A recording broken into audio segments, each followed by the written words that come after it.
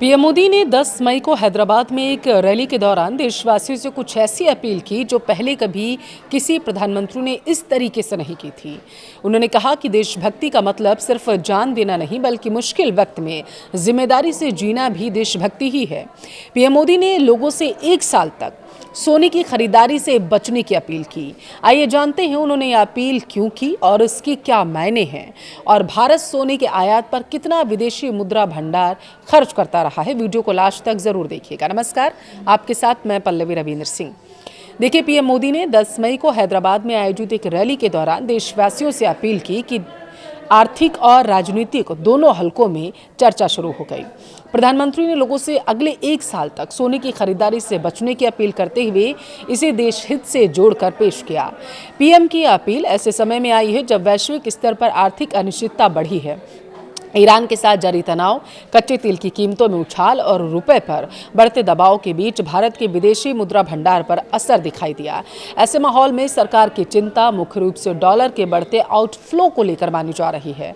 Trading economics के आंकड़ों के अनुसार भारत का विदेशी मुद्रा भंडार फिलहाल लगभग बताया जा रहा है 690.69 अरब डॉलर है। भारतीय रिजर्व बैंक के आंकड़े बताते हैं कि फरवरी 2026 में यह भंडार 728 अरब डॉलर तक पहुंच गया था, लेकिन ग्लोबल मार्केट में अस्थिरता और इंपोर्ट लागत बढ़ने के कारण अप्रैल तक इसमें उल्लेखनीय गिरावट दर्ज की गई।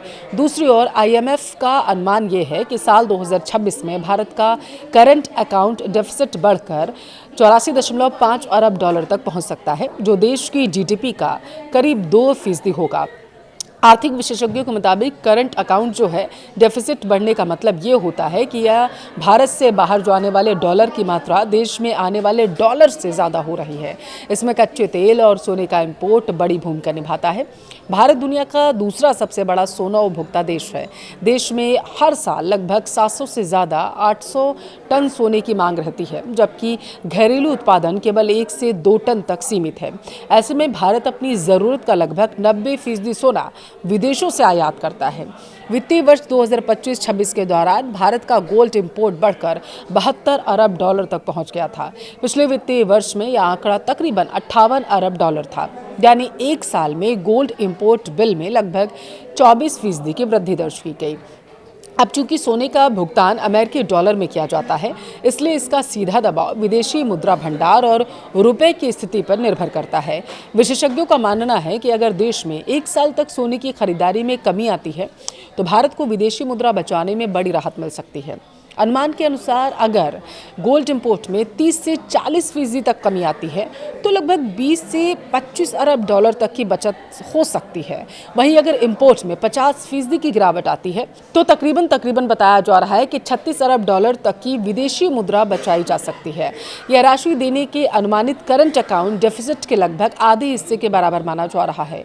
पीएम मोदी की अपील को कई अर्थशास्त्री एक प्रतीकात्मक आर्थिक संदेश के रूप में देख रहे हैं। उनका ये कहना है कि सरकार जनता के सहयोग से गैर जरूरी इंपोर्ट पर निर्भरता कम करना चाहती है ताकि वैश्विक आर्थिक दबाव के बीच भारतीय अर्थव्यवस्था को स्थिर रखा जा सके। हालांकि बाजार विशेषज्ञ यह भी मानते हैं कि भारत में सोना केवल निवेश का माध्यम नहीं बल्कि सामाजिक और सांस्कृतिक परंपरा का हिस्सा है। इसलिए इस अपील का वास्तविक असर आने वाले महीनों में मांग के आंकड़ों से स्पष्ट होगा। नेक्स्ट।